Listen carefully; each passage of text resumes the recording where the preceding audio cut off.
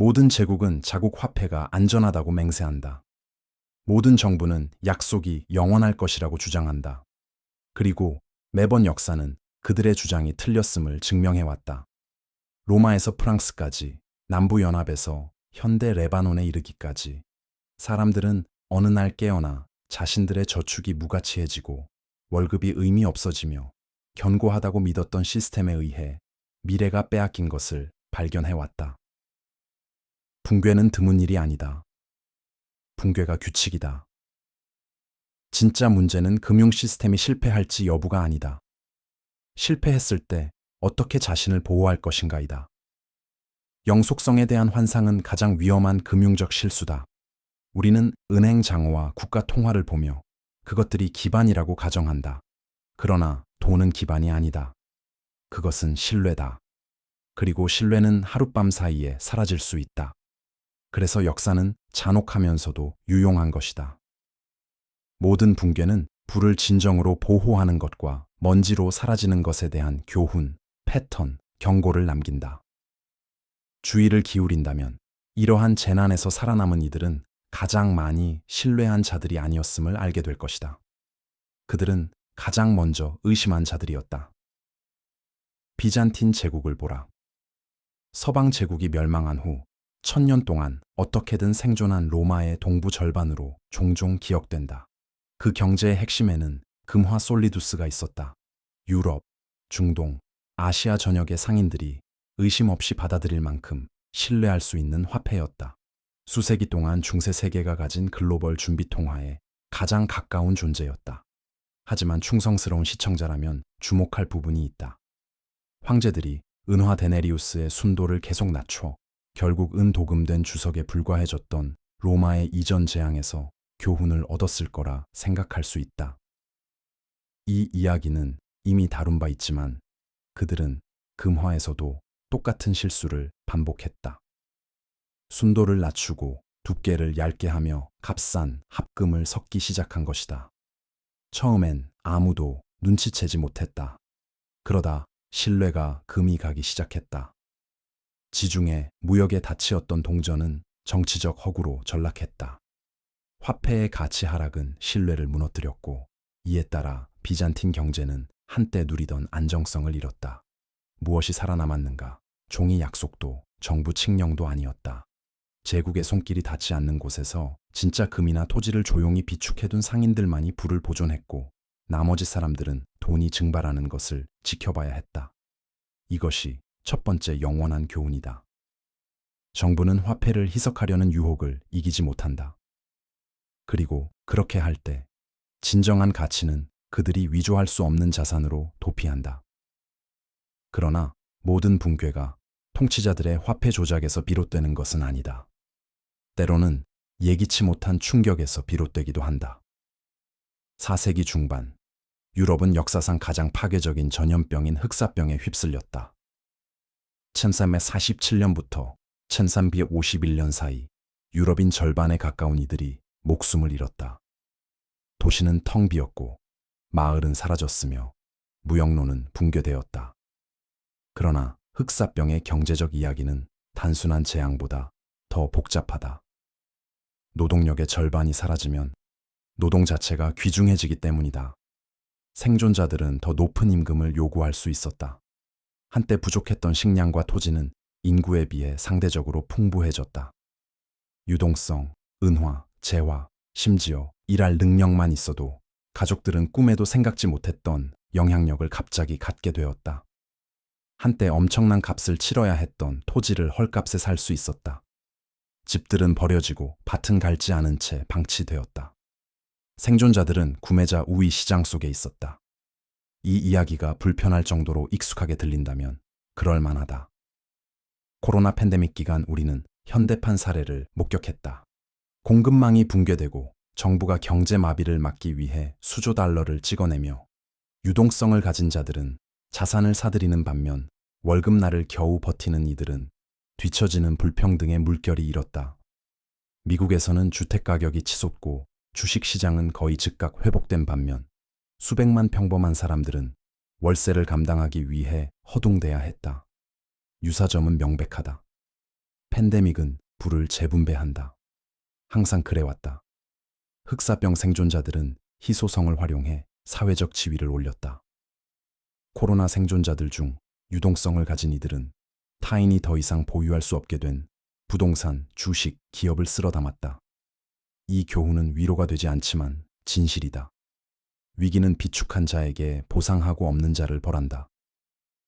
팬데믹이 충격이 경제를 얼마나 빠르게 뒤집는지 보여준다면 르네상스 시대 피렌체의 은행 붕괴는 그 못지않게 중요한 교훈을 전한다. 너무 커서 망할 수 없다고 여겨지는 기관들도 도미노처럼 무너질 수 있다. 1340년대 피렌체는 유럽의 금융 중심지였다. 바르데발디, 나페루치, 페루치 같은 강력한 은행 가문들의 봉어지였다. 이 가문들은 왕들에게 막대한 대출을 제공했는데 가장 치명적인 것은 프랑스와의 전쟁 중 거대한 대출금을 갚지 못한 잉글랜드의 에드워드 3세에게였다. 에드워드가 상환을 중단하자 은행들은 무너졌다. 예금자들은 파산했다. 무역은 얼어붙었다. 한때 부유하고 강력했던 피렌체는 혼란에 빠졌다. 도시의 거대 은행 가문을 믿었던 평범한 시민들은 규모가 안전을 보장하지 않으며 명성이 보호막이 되지 않음을 깨달았다. 사람들은 무엇을 배웠는가? 너무 커서 망할 수 없다는 말은 금융 그 자체만큼 오래된 거짓말이라는 사실이다. 기관은 이익을 위해 존재할 뿐 당신의 생존을 보장하지 않는다. 그들이 무너질 때 당신의 저축도 함께 사라질 것이다. 이 교훈은 세기를 거듭하며 반복된다. 피렌체 금융파산에서 2008년 리먼 브라더스 사태, 2019년 레바논 은행들의 계좌 동결에 이르기까지 생존은 기관의 약속이 무효가 되는 날까지만 유효함을 깨닫는 자의 몫이다. 미국 남북전쟁은 전투와 정치, 노예제 폐지로 기억된다. 그러나 연설 속 화약 냄새 뒤에는 오늘날 대부분의 미국인들이 거의 이해하지 못하는 잔혹한 금융전쟁이 숨어 있었다.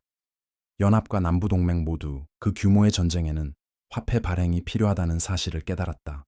북부에서는 정부가 근본 위제가 아닌 미국 정부의 약속으로 뒷받침되는 지폐인 그린백을 발행했다. 처음에는 이 실험이 대담하고 애국적으로 보였다. 그러나 경제의 그린백이 넘쳐날수록 그 구매력은 떨어졌다. 인플레이션이 가치를 갉아먹었고 신뢰는 흔들렸다. 남부에서는 문제가 더 심각했다. 자원이 절실했던 남부동맹은 어마어마한 양의 그레이백을 찍어냈다. 전쟁이 끝날 무렵 남부동맹의 인플레이션은 상상조차 어려운 수준에 이르렀다. 물가는 수천 % 치솟았고 월급으로는 거의 아무것도 살 수 없었다. 군인들의 월급은 쓰기도 전에 이미 가치가 사라졌다. 가족들은 빵 한 덩이도 겨우 살 수 있는 지폐 가방을 들고 다녔다. 1865년이 되자 남부동맹 통화는 단순히 약한 수준을 넘어 완전히 죽은 상태였다. 그 붕괴 속에서 중요한 것은 종이 약속이 아니라 실물 자산이었다. 땅, 식량, 금, 실물 자산은 가치를 유지한 반면 화폐는 잔혹한 농담이 되어버렸다. 평범한 남부인들에게 이는 파괴적이었다. 평생 모은 저축이 먼지처럼 사라졌다. 실물 재화에 접근할 수 있는 기회주의자들에게 전쟁은 파산 가격의 재산과 부를 탈취할 기회였다. 이는 미국인들이 거의 듣지 못하지만 결코 잊어서는 안 될 교훈이다. 여러분의 나라도 이미 통화 붕괴를 겪었다. 그리고 그때 보호는 지갑 속 종이를 믿는 데서 온 것이 아니라 시스템이 인플레이션으로 없앨 수 없는 가치를 보유하는 데서 왔다. 프랑스 역시 혁명이 어떤 전쟁보다 빠르게 화폐를 파괴할 수 있음을 보여주는 잔혹한 사례 연구를 제공한다. 1790년대 혁명가들이 군주제를 전복하고 교회 소유지를 몰수하면서 그들은 새로운 지폐인 아시네를 발행했다. 이론상으로는 몰수된 재산의 가치로 뒷받침되는 이 지폐들은 경제를 안정화시킬 예정이었다. 그러나 정부는 이를 마구잡이로 인쇄했다. 새로 발행될 때마다 이전 발행분은 가치가 희석되었다. 물가는 급등했고 임금은 따라가지 못했다. 결국 아시네트는 무가치해졌다. 농민들은 종이 화폐로는 식량을 팔지 않고 상품이나 은화를 요구했다. 파리에서는 빵 폭동이 재발했고 혁명은 스스로를 집어삼켰다. 이 붕괴에서 승자는 애국적인 종이 화폐를 가진 자들이 아니었다. 정부가 인쇄할 수 없는 식량, 금, 재산을 보유한 자들이 승리했다. 평범한 파리 시민들에게 이 교훈은 너무 늦게 찾아왔다. 약속은 아무리 고귀해도 타인이 인정하는 만큼의 가치밖에 없다. 신뢰가 무너지면 저축은 줄어드는 게 아니라 사라진다. 이 세기를 건너뛰어 아시아에서 이 교훈이 재현된다. 1997년 태국 바트화에 대한 투기적 공격으로 시작된 사태는 지역적 위기로 번졌다. 태국은 자국 통화의 고정환율제가 유지될 것이라 확신하며 달러로 막대한 차입을 했다. 그러나 패고제가 무너지자 외화 부채는 하룻밤 사이에 갚을 수 없게 되었다. 투자자들은 도망쳤다. 동남아시아, 인도네시아, 말레이시아, 한국의 통화가 연쇄 반응으로 폭락했다. 경제는 위축되었고 실업률은 치솟았다. 정부들은 국제통화기금 IMF에 구제를 간청했다. 가장 큰 고통을 겪은 이들은 공황을 촉발한 글로벌 헤지펀드가 아니었다.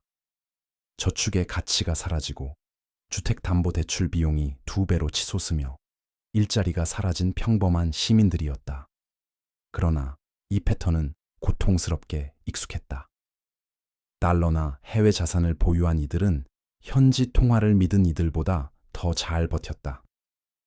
외채에 의존한 국가들은 긴축 정책을 강요받는 동안 월스트리트 기관들은 아시아 자산을 헐값에 사들였다.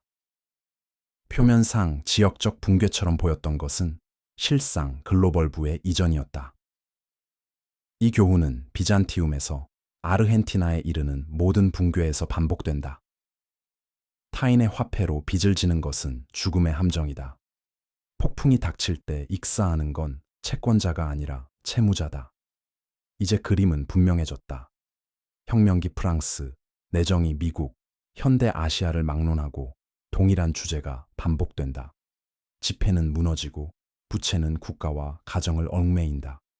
그리고 살아남는 자들은 결코 시스템을 가장 신뢰하는 자들이 아니다. 시스템이 균열되기 전에 그 취약성을 깨달은 자들이다. 역사의 가장 소름 끼치는 부분은 붕괴가 단지 고대나 먼 과거의 일이 아니라는 점이다. 지금도 일어나고 있다. 레바논에서는 2019년부터 2021년 사이 은행들이 선진국 대부분의 사람들에게 여전히 상상조차 할 수 없는 일을 저질렀다. 문을 잠근 것이다. 시민들은 아침에 일어나 예금이 동결되고 인출이 제한되며 통화가 폭락한 것을 발견했다. 레바논 파운드의 가치는 90% 이상 폭락했다. 평생 모은 저축이 주머니 속 잔돈으로 전락했다. 사람들은 은행 밖에서 줄을 서서 자신의 돈에 접근할 수 있게 해달라고 애원했지만 그 돈은 사라졌다는 말만 들었다. 그리고 이는 소액 예금자들만의 문제가 아니었다. 중산층 가정, 퇴직자, 의사, 엔지니어까지 시스템을 믿었던 모든 이들이 텅 비워졌다.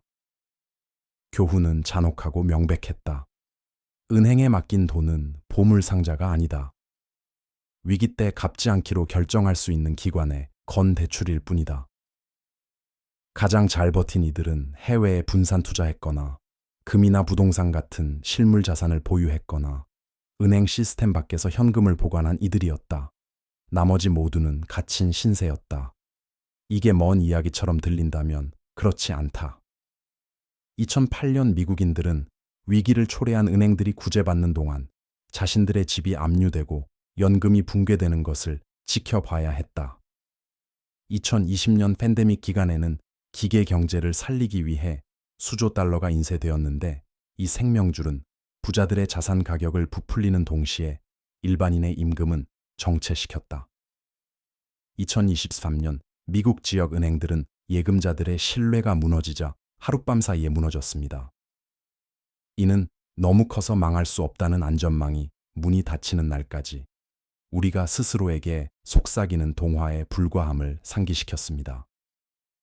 그렇다면 모든 것이 무너질 때 어떻게 자신을 보호할 수 있을까요? 역사는 단 하나의 답이 없음을 보여줍니다. 비잔티움에서는 금이었습니다. 흑사병 이후에는 버려진 땅을 살 유동성이었습니다. 피렌체에서는 너무 커서 망할 수 없는 은행가들을 믿지 않는 것이었다. 남부연합에서는 실물 자산이었다. 프랑스에서는 식량과 부동산이었다. 아시아에서는 타국 통화로 된 부채를 피하는 것이었다. 레바논에서는 은행이 문을 닫기 전에 돈을 빼내는 것이었다. 패턴은 변하지만 주제는 변함없다.